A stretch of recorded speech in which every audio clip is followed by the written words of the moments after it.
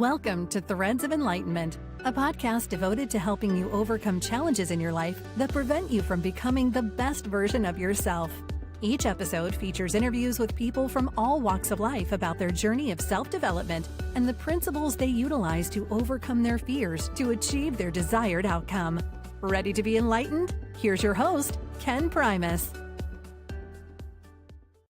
Welcome to another episode of Threads of Enlightenment. As usual, guys, this is one of my favorite places right here because I get an opportunity to welcome our guests because I know they're coming with a couple of things I deem very expensive, their time. What a precious commodity, 24 hours given to all of us. Now, what you do with that 24 hours, man, is going to tell us a lot about you. And I've always tried to educate folks to remember to respect time, honor time. If you do that, you will approach your relationships, your conversations, your life differently. The other is the journey. The journey is a powerful creator, and it has created the individual before us, and that is Eric. And so we want to thank him for coming and spending both of these precious commodity here with us at Threads of Enlightenment. Eric, thank you so much for coming, man. Thank you so much for having me, Ken. It's an honor, man. And one of the questions I always ask my guests is, how do you serve mankind? And I ask them that, Eric, for a couple of reasons, to help them to crystallize basically what their life mission is, their current assignment that they have. And the other is to alert the listener that this journey is just a little more than just about yourself. It's about all of us together. And so my question is, how do you serve mankind? Well, I'm a life coach and a writing coach, and I say those two things together, even though I know a lot of people might not associate them together, because I started as a writing coach. My background is in screenwriting, and I found out that when you're teaching people how to write, especially I work with younger students, you're trying to teach them really how to find their voice, right? Because writing isn't really about grammar. It's not about making sure you have a thesis statement. It's more about who are you? How do you express your voice? How are you going to express your voice in life?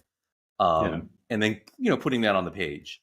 And so that's where the life coaching came in. And I'm also kind of a personality typing expert. I've been studying that for a very long time. And so I guess I would say how I contribute to the world would be, it's kind of like the Matrix. I feel like we are all kind of living in the Matrix when we're younger, in that we have these ideas of what we're supposed to be based on some of the more plentiful personality types. And I found my personality was a different one, and it felt really weird growing up. So now that I feel like I've taken the pill to get out of the Matrix, now how I contribute is empowering kids by giving them that pill to also get out of the Matrix and realize that they don't have to be what other people tell them they should be. They can kind of be the best version of themselves. So that is what I do, or at least I try to do every day. That is incredible, man. I love it.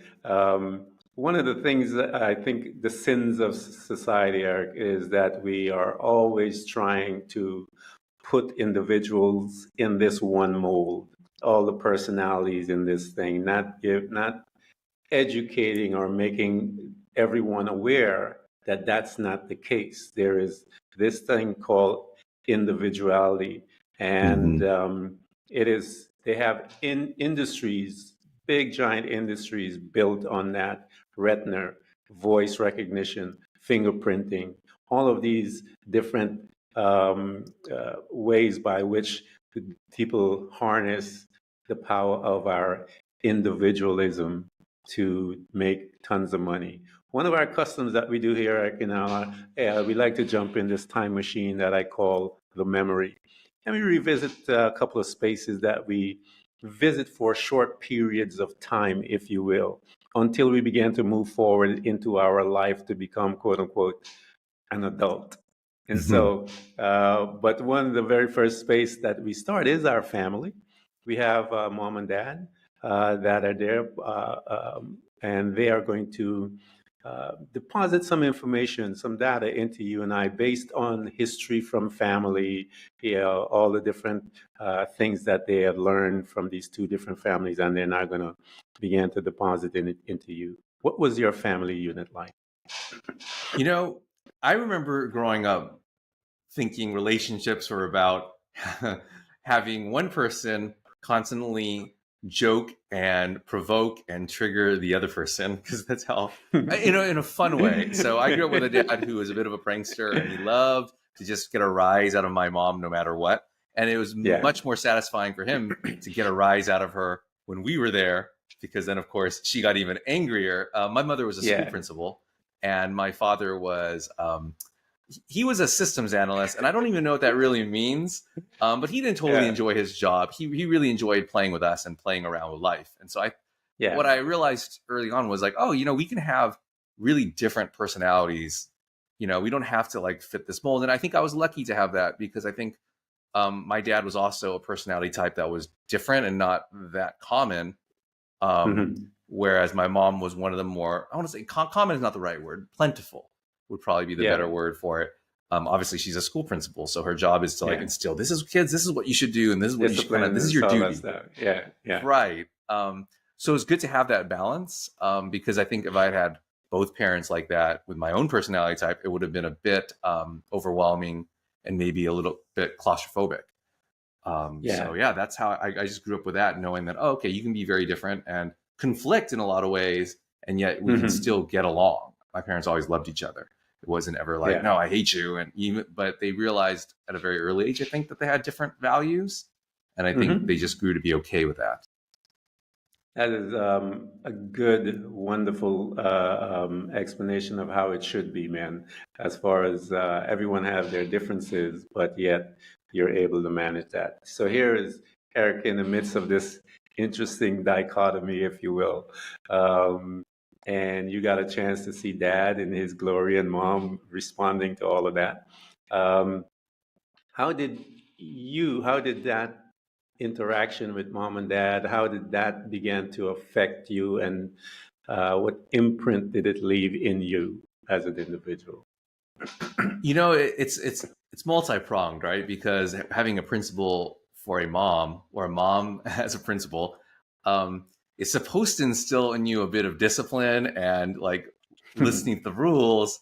But then when you have a dad doing that, it just kind of imprinted that, oh, you know what? I don't necessarily have to follow the rules all the time, And in the words of my dad's like, at the end of the day, no one cares anyway. So you guys have to do what you want to do. And that was his thing. Is like, just try to be yourself, do what you want to do, because you're the only one that's really going to care at the end of the day. And I think that was very helpful, because I think and I know this is the next part, we go to school, it can be very overwhelming as well. Like if our parents are overwhelming, then school really is too, because we're told we have to do these things, and just looking at our peers, we have to be like them, or we should be like them. And so I always kept that in mind. And that was very helpful. Just be yourself if you can. That's a beautiful gift that your dad offered you at such a young age. And you got a chance to literally witness that embodied in him as he's there in the house, getting on your mom's nerve, if you will, and being himself and doing his thing and being free. And you got an opportunity to actually witness what that looks like. Okay. So here you are, you're heading into school, as you mentioned, because, you got to relate to others. What was your relationship with others outside of your family, having seen your dad and your mom, how they interact, and the fact that Dad said, just be yourself? How did you react to others as being yourself? It's hard to pull myself out, since I was so young. Obviously, we start school at 5 or 6, but I do remember that all of my teachers would always ask my parents during the parent-teacher conferences, they would always ask, is Eric an only child? And I think my parents were like, no, he has an older sister and a younger brother. I was a middle child, but they'd always ask if I was an only child. So I think that is probably pretty indicative of me kind of just being myself. And I think I didn't act like as if the world revolved around me, but I definitely just did what I wanted to do. And whether that got me in trouble or not, sometimes it did. I was very vocal in class. I was the class clown. And I know a lot of people say, oh, you're acting like your dad. And I don't think that's the case. And I think that's very true with personalities. I don't think we necessarily act like our parents all the time. If our personality types are the same, then we do. But mine was slightly different. I think having a dad like that had a similar personality type kind of brought the best out of my type and saying, oh, okay, I can do this too. This is what I like to do. I like to joke around. I like to talk maybe when I shouldn't and say things. And so basically the equivalent of my mom was the teacher. And so I was like, oh, if I could get a rise of the teacher and get a laugh out of the class. And that was like the best part for me. So school in a weird way was enjoyable for me, but it might not necessarily have been enjoyable for all my teachers. And yeah, so I navigated it that way. And I think in general, my classmates thought of me as like funny. And I read at an early age. So I think that sometimes helps people think that you're smart. I was not a great student, so my grades weren't always the best. I was kind of lazy and I didn't always focus, and I wouldn't say daydreamed. I just kind of spent most of my time trying to get people to laugh, and that's not necessarily good for your grades. So there was that conflict, right? I saw that conflict of grades versus, doing what you want to do. And so you're moving in and you're heading towards, again, you're growing up and you're dealing with folks and you realize that they consider you the funny guy, and the teachers are perplexed with how you're moving through and is that the only child and stuff like that, because you're just being you. As you're heading towards college, Eric, because we know that's where everybody has to head out to when we're going to our beginnings of our beginning, if you will. And you're heading into college, you're coming out from under mom and dad per se. What was the conversation with you about the direction as to where you wanted to go in life? And why did you pick that direction? It's interesting because I think as we get towards adolescence, in a weird way, I became, I guess it's not weird. I was a lot less confident than I was probably when I was in first grade or second grade, right? Adolescence will do that to you. Maybe it's the hormones. That's probably why I work with a lot of students most of my students are like sixth grade, and then to as long as they want me to coach them, because at that point, I think we're all getting a little insecure and we're not feeling great about ourselves. And for me, I always said I wanted to be a doctor, and I think it's because I wanted to help people. So my journey was my high school specialized in medicine. It was a medical magnet, I guess, here in LA. We were actually partnered with the USC, and I think it was through high school learning that I don't really like I don't like chemistry. I don't want to sit in class and do these kinds of things and balance equations. So it was that's when I really learned, I just want to help people. That's probably what I do. I want to interact with people and help them. And I think that also showed me that, it's not what you do, it's why you do it. So it's more about the reason. And so the reason was helping people. And I was like, how can I do that? I also liked watching movies. And so that's, of course, where the creative side came in. And of course, I wrote a book on personality types and where I blend the two together, right? I'm making a lot of jokes and making a lot of references to pop culture and trying to make it as easily accessible as possible using that creative background. But the intent is to help people find themselves, which I think was my goal in life. If I could do that, if I could just help people find themselves, I would be super happy. Yeah, that's a noble cause, because I think that's the purpose of our assignment. I call it the assignment, Eric. I believe that no one came to this planet to have a job per se, that the job is they live and then die with jobs. I think each one of us came here with an assignment that is that's inside of us, that one needs to excavate to find out what that is. And that is usually done through looking into yourself, getting deep, excavating you, locating you. You are always your first client, and locating you and learn how to navigate from there. So you went into script writing. I did, at least academically, Yeah. When did you pick that discipline up, if you will? Because you said that you were reading. You read a lot. Where did that intersection of reading and writing through your expressing yourself through writing? When did it collide, or when did it come together, if you will?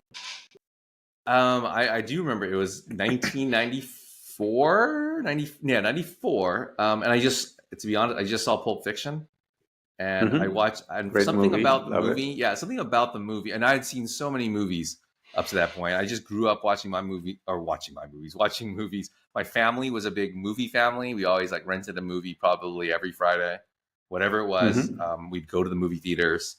My parents, as you can imagine, my father, as I described him, they weren't exactly the type of parents to censor. So I just think like all the movies I saw, Steven Seagal was my favorite actor growing up, because as an 8 or 9-year-old kid, I'm just seeing his movies and I'm like, wow, I don't know if I would show an 8 or 9-year-old kid like a Steven Seagal movie, just like breaking people's arms. But anyway, so I saw a lot of movies, and so I read as well. And so I think when I saw Pulp Fiction, that's when I'm like, oh, you can write like that. You can write like that for a movie where it just elevates, where it's elevated over what you like over a Steven Seagal movie, you know. And I think that's where I was like, you know what? I don't want to be a doctor anymore. I want to like write screenplays, you know, and I want to write movies. And of course, I thought I was gonna be the greatest screenwriter ever, you know. And then I ended up studying it at UCLA. I wasn't. Apparently, I didn't put in as much work to get a job, but yeah, I did. That's what academically that is what I studied, and I wrote screenplays for quite a while, trying to get them sold. And as a writer of screenplays and seeing your work, as you said, you were trying to get it sold. What did it do to you as an individual? How did you interact with yourself, Eric? Were you excited that this is it, or you were just doing it to make it happen? Or were you, as they say, doing the hustle, or just, you know, what was your state like while you were writing and doing all those things? You know, I was not the great, and I still am not the greatest hustler. And I think maybe if I was a better hustler, then I would probably have sold the script at that point. You know, I was in my early 20s when you graduate, you know, and I was working at a golf course. I was a starter at a golf course. I had my computer open all the time, and I was just like typing scripts with my feet up, you know, and, you know, sending them out to people that I knew. I was probably at that point just trying to understand the craft of it. Because even when you go to school, like, I think it's really when you do it and you get that experience of trying it and then having people reading it and having those people tell you it's total garbage, and they're like, oh, okay, why is this garbage? Okay, let me figure this out. It was a lot of that. And the funny thing is, sitting at that golf course and working, I worked there for 3 years as a starter at a golf course after graduating college. I think a lot of people would say, maybe you should get a job that pays a little bit more than minimum wage after graduating from UCLA. But I was just like, this is fun. And I realized it was fun because I would see people every day. Every day people would come in and they'd be super excited, right? Because they're going to play golf. It's not like, you know, we're not at a dental office. People aren't going to get their teeth drilled. Like, they're coming to have fun. So everyone had a really positive attitude.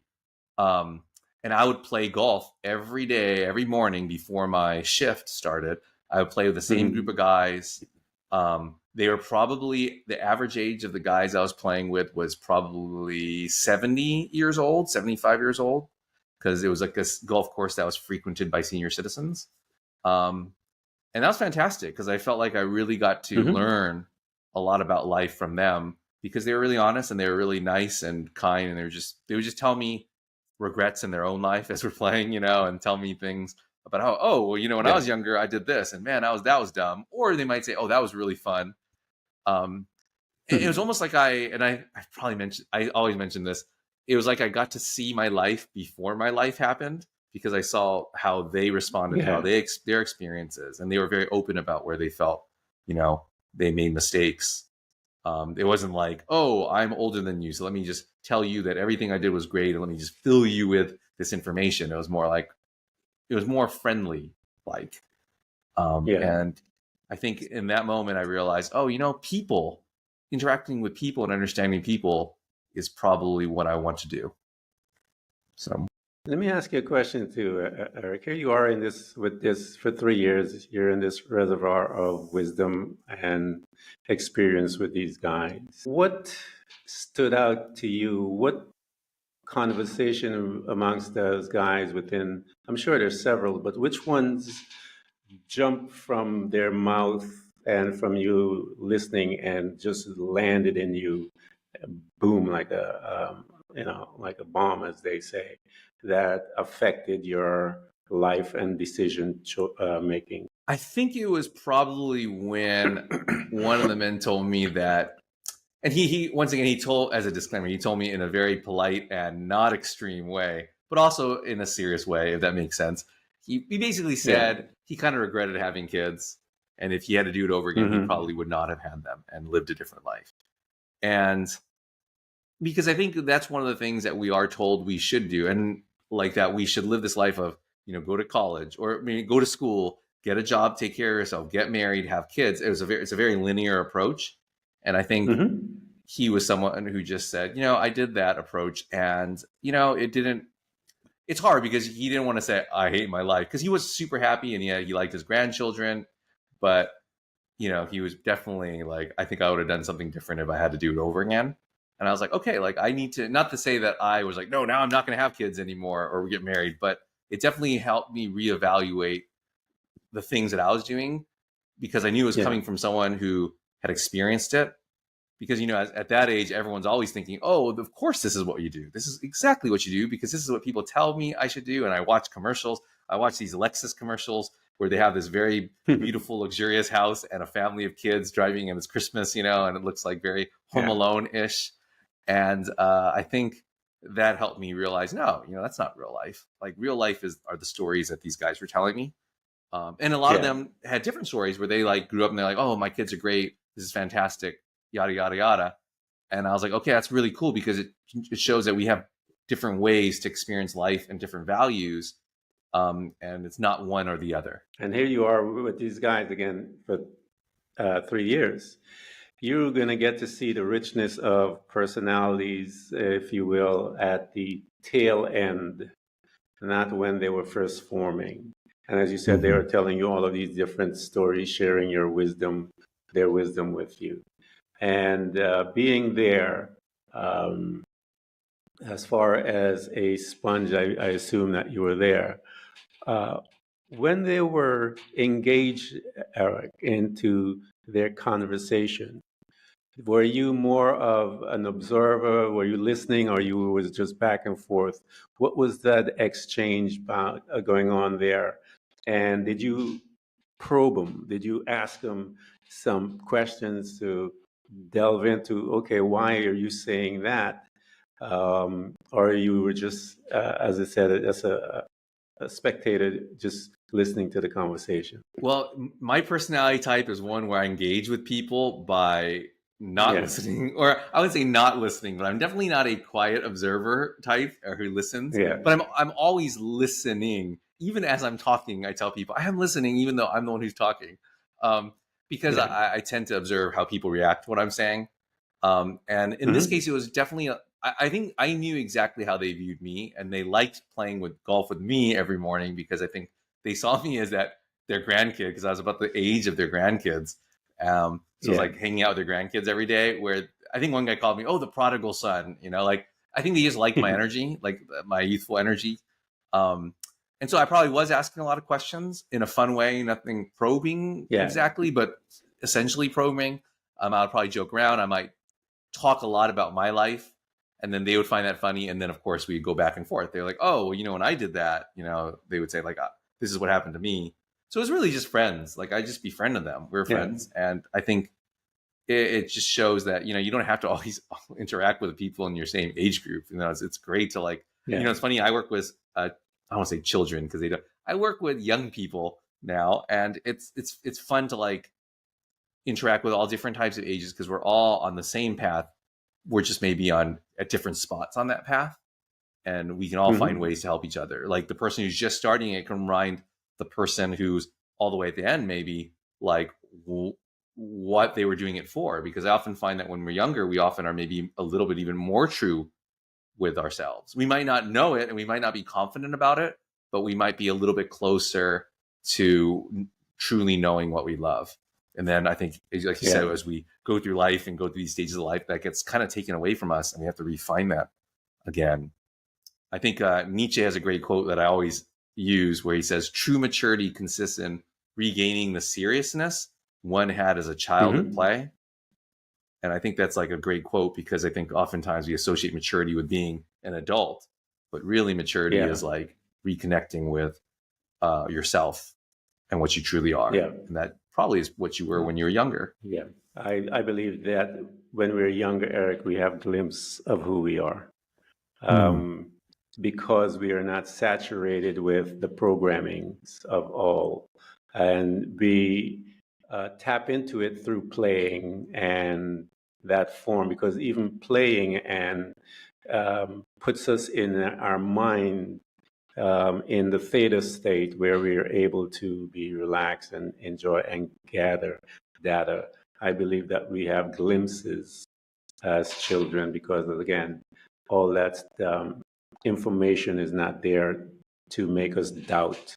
Kid didn't know that they can't fly, right? You know, until they get some additional information in there. It says, well, you know, there's this thing called gravity, but that child, you would have to explain. And so I believe that they get glimpses of it. So here you are, you've been there for 3 years with these guys hanging out, learning a lot about life lessons and possibilities and regrets and all of those different things. And you got a chance to see all these different personalities, if you will, at the latter end of the spectrum when it comes to aging, if you will.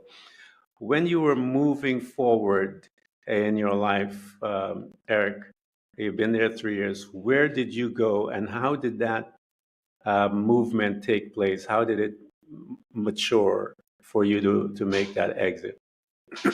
Oh, it was an easy one. It was an easy exit because I got fired. So that was an easy one. It's funny. We went under we got new ownership. We went under new ownership. And I guess my style of doing what I want didn't really sit well with the new owners, which is totally fine. That's their prerogative. Yeah. And so I got terminated.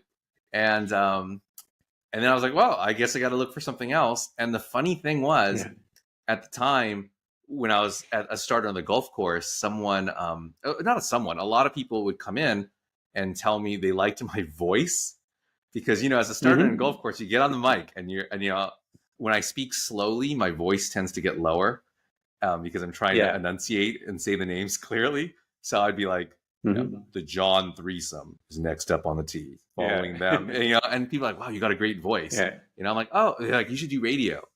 So at the time I was like, okay. And so I applied for, a few radio jobs and I got one in a very dilapidated old studio in East Hollywood, where I was co-hosting my own radio show, as well as, because I guess that's a little bit of a hustle. That was like a side hustle. And then I also got a job tutoring kids because I knew that was something that I had a lot of experience in, like in my volunteer work.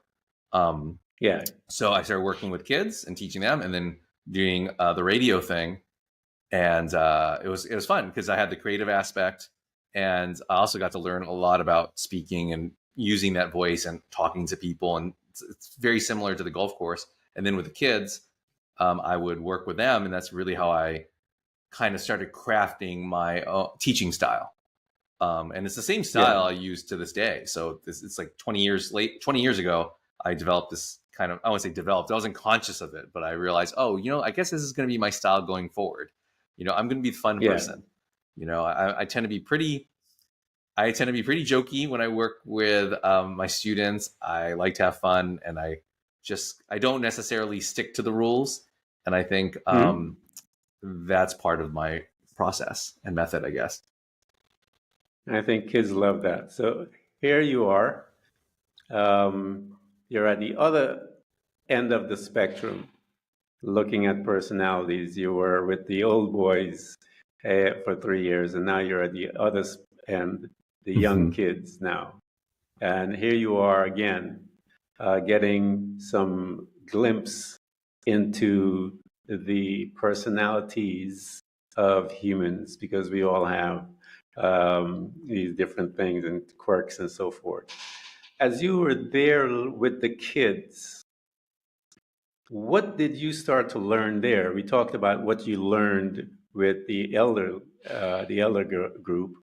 What were you learning with the younger kids? I think I was learning that, the thing that really defines us, because you can definitely see it with kids. It's a little harder with adults because, obviously as adults, we hide this. Yeah. The thing that really defines us is what we value. Like, what are the things that we truly, truly want and will choose over other things? I found most kids, and by most, I wouldn't even say most, I would say the majority, about half the kids, really valued that feeling of safety and knowing that they were doing the right thing. That was why the reason why they followed the rules wasn't they're just doing what they were told. It was more they valued order and a sense of because order gives us a feeling of safety and security. And that's when I started realizing, and that's kind of like most of society. Why do they push marriage, kids, house, school, job, family? Because it does create a safer society, I think, and a society with more stability. But what I realized was, once again, that's only half. That was half the kids. That's 50% of the population does not value that as much as the majority. And I think I started realizing, that's the clash. And when you go to school, most teachers are that type, right? They're the type that, let me give you want teachers, especially young, like when kids are young, you want teachers to make kids feel safe and that school is a safe space and that we're here and we're all working together to be better people and learn. But I realized also is that there are a lot of kids who don't do that. There's a third of the classroom is going to run around the class and grab things and throw things, and that's how they learn. They learn by doing. Yeah. So working with kids helped me start figuring out, there are these kinds of people, and then there are these kinds of people, and I started kind of seeing like the percentages, for lack of a better word. Like I didn't do any studies at this time. I mean, it was more just me like remembering after doing it over and over again. Like, like a minority people are gonna be like this, and then a majority of the kids are gonna be like this. And it also taught me, how am I gonna work with that kid? Like most of the time, that majority, they don't need to necessarily find themselves, in the sense because society is telling them that who they are is great.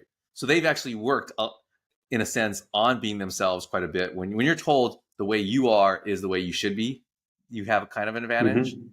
So my job with them was to teach them about all the other people, and that the way they value things is not necessarily how everyone else values them, and that there's different ways to think. So for the other kids, I would obviously try to teach them the opposite. Like, okay, well, even though you're being told to be this way, let's tap into what you are. So it taught me that I had to deal in a very short way. It taught me how to deal with kids differently. Yeah. And as you are collecting your data from your relationships with the kids, and you had mentioned where your style, because usually that's where we will get to see as we are serving, we start seeing certain patterns, if you will. And those patterns kind of start fitting in with us. It feels comfortable, as you said, safety and stuff like that. It feels, this is part of me that I want to deposit this way of thinking, this way of perception, so that I can develop my style. When you started noticing that, Eric, how did you begin to connect the processes together? How did you make it a series by which now you're going to be able to become effective more at what you do? At this point, I did a lot of studying. I mean, I always did a lot of reading up on personality types and like other people's methodologies and theories. Like I think MBTI is the one that's really popular now, the Enneagram. And I started reading up on that stuff when I was 17 or 18. And I kept reading on all these different theories. And I think that was helpful in that it gave me kind of a system to start with. Yeah. And I'm not a big system guy. So it's a weird thing where I'm like, I like systems to give us a bit of guidance. But then we have to use our own intuition at a certain point. And so I think that's when I started really combining like the theory of personality and then developing my own, and then using that to finally start my own education company. So I actually started my own education company when I was 27, because at that point I didn't know any better. I'm like, yeah, let's do this. Let's I don't know, let's take a chance and try that and start it. And it became pretty successful using this method, and that was part of the mission statement, was basically making students be the best version of themselves and growing, showing that improvement versus like, just filling them with information. I'm not a big fan of just filling people with information. I used to tell my teachers, and by teachers, I mean the teachers that I would hire for my education company.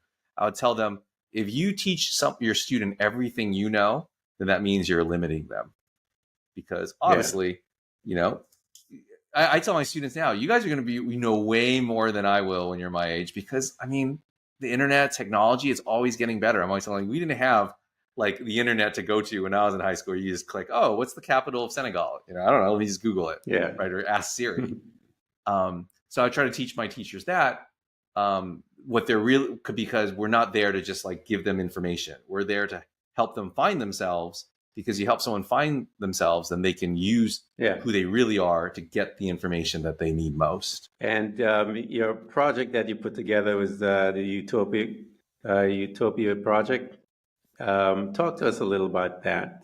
Let me back up a little. Once you created the school, Eric, and you had that put together, what was happening with Eric? Where was Eric in that space right there? What type of conversation were you having with yourself? How did you feel in that space? Because I'm sure there's some joy, but then the business of the school and all the other things, and you as an individual are in the middle of all of that, dealing with it, managing it.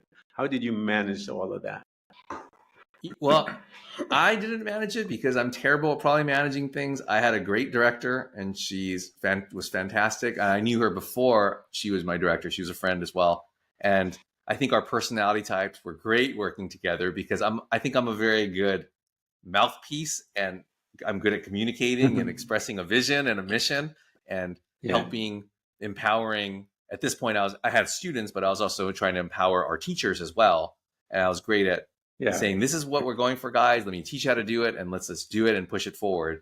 When it came to actually managing the day-to-day operations of things and the logistics, and my director was great at that. And so we worked together, but to be honest, I just deferred to her. I was just like, okay, if you think that's the right thing to do, let's do it that way, because you're better at that.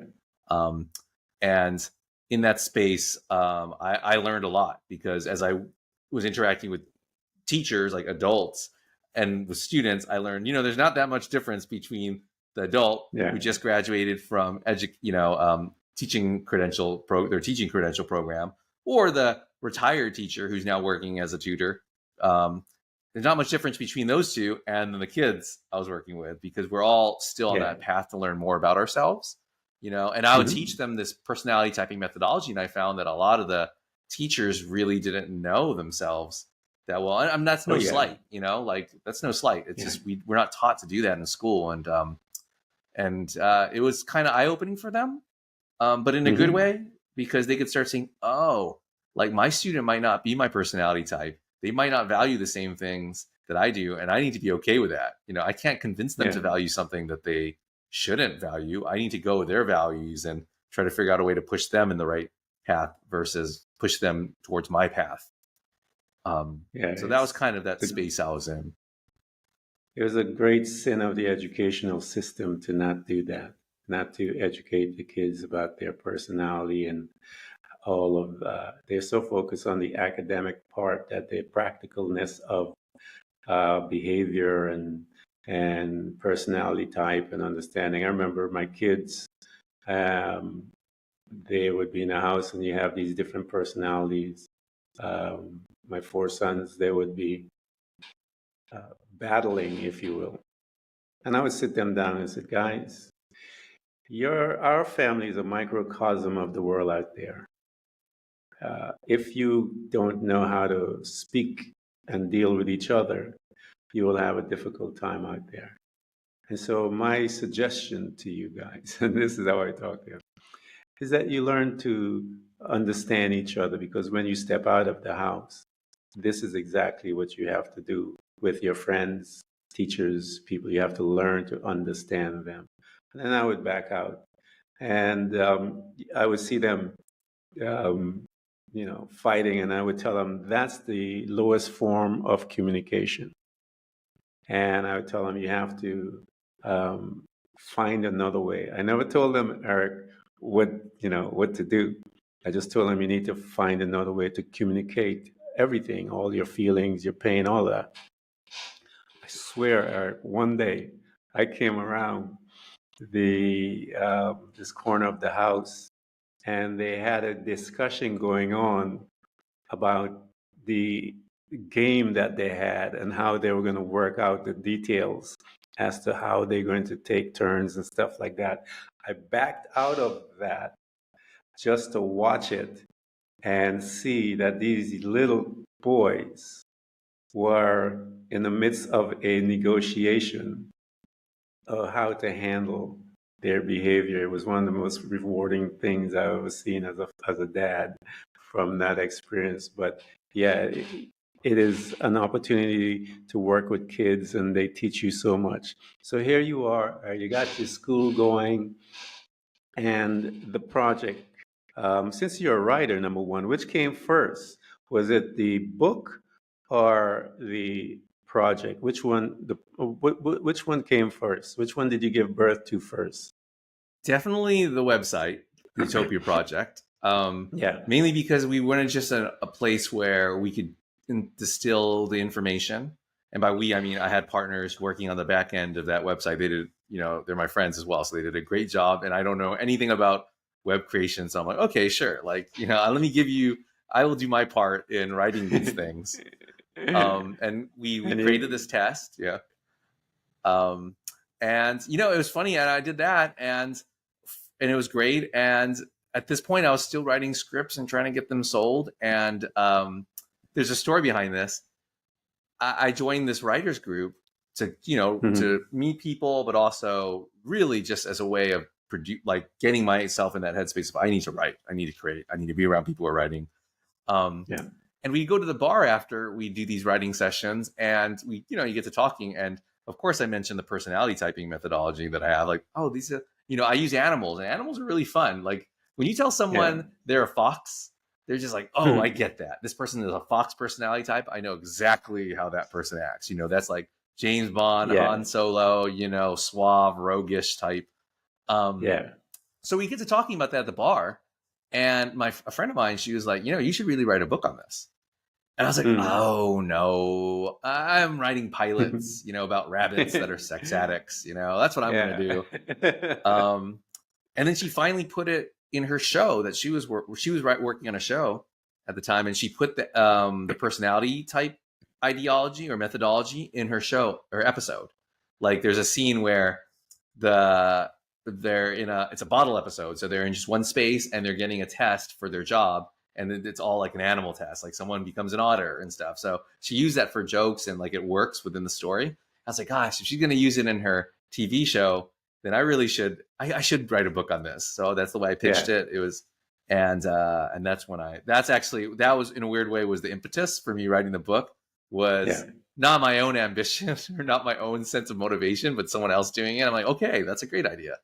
Very typical of my personality type to just like wait on things. But yeah, so that's when I wrote the book, and and that was maybe I wrote it a few years ago, but it was just published. It takes a while publishing, apparently. I think I finished it 2 years ago, and it was just released in April of this year. Oh, congrats on that. Thank you so much. So invite us into those pages, because one of the things that I try to make the listener aware of is that books house wisdom, knowledge, insights that has the capability of rescuing you from whatever situation that you're in if you allow the words to be deposited in you. Walk us through the process, and I want to go back later on about the school. What makes the school? This is part two, if you will. What are the kids learning as far as uh, understanding themselves to help them move through their life? You can answer either one, however you want to answer that. And as far as the book, what was some of those key points that are there that we want to get the listener a little excited about? As back in my day, we used to call it cliffhangers, man. I'm sure you watch a lot of TV and you knew about all the cliffhanger stuff. So both questions are however you want to answer them in what format. Uh, uh, Go ahead. So the book basically is a guidebook to understand. So the book is called The Power of Personality, and it's a guidebook to understanding the people in your life better. And it should teach you. I know there's a lot of these types of personality kind of methodologies, and the book always features some kind of test, and you take a test, and then the whole book is a list of prescriptions based on how you scored on the test. The Power of Personality is more of a book that teaches you, the reader, to be the test. It will teach you the methodology. And I use a lot of stories and a lot of jokes. I try to write it in a way where people can go, oh, that's kind of funny. And also I'm getting information from it. And I use a lot of stories from my own life in terms of working with my students, or just personal stories, so that people can really connect with the idea through their own experience. Because I think that's important to me. Like, an idea in and of itself is great. It's a theory, but we understand the theory of gravity a lot better because we've fallen on the ground and gotten hurt. Yeah. We just said, oh, I get it. Like, things fall, things get, like that. That's kind of how we understand abstract concepts the best, I think. Yeah. So that's how I wrote the book. So if people were to buy the book and read it, I think a lot of the ways that they'll get the information is from me using practical examples from real life. And ideally, the goal is for people to just understand the people in their lives better, but including themselves. I think strangely enough, the most important thing is to understand ourselves better, but I think we understand ourselves better by understanding other people first. So that way we can start comparing. I think it's really hard to understand ourselves without using other people around us to compare, because then otherwise we get too insular and we're like, oh no, this is how I am, and this is kind of how everyone is, like, should be like me. And so I guess in a weird way, I think we learn about ourselves best by starting with other people first. And how does that approach relates to the kids now, because they're younger, and you're going to assist them in finding out, locating themselves, if you will? How do you approach the younger ones with that information?